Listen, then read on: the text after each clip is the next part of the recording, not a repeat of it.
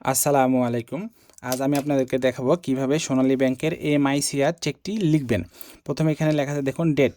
আপনারা তারিখ দিবেন, যে তারিখে ব্যাংকে টাকা নিয়ে আসতে যাবেন সেই তারিখ দিবেন।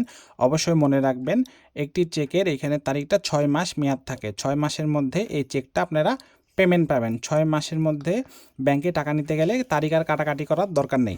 এখানে পে টু, যদি নিজে চেক নিয়ে ব্যাংকে টাকা তুলতে যান অবশ্যই নিজ লিখবেন এবং অন্য কাউকে টাকা নিয়ে আসতে পাঠাইলে তার নাম লিখবেন। এখানে দেখুন লেখা আছে দ্য সাম অফ টাকা, কত টাকা আপনারা ব্যাংকের থেকে উঠাবেন সেটা কথাই লিখবেন। আমি 10,000 টাকা উঠাবো, লিখলাম টাকা 10,000 মাত্র। এই বক্সের মধ্যে দেখুন লেখা আছে টিকে, এখানে অঙ্কে লিখবেন কত টাকা উঠাবেন, অঙ্কে লিখবেন।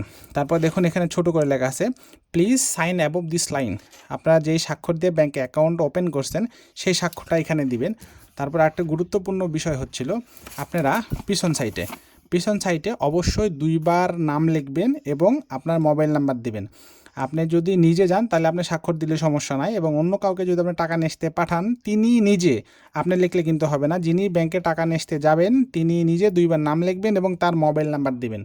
ধন্যবাদ। আসসালামু আলাইকুম।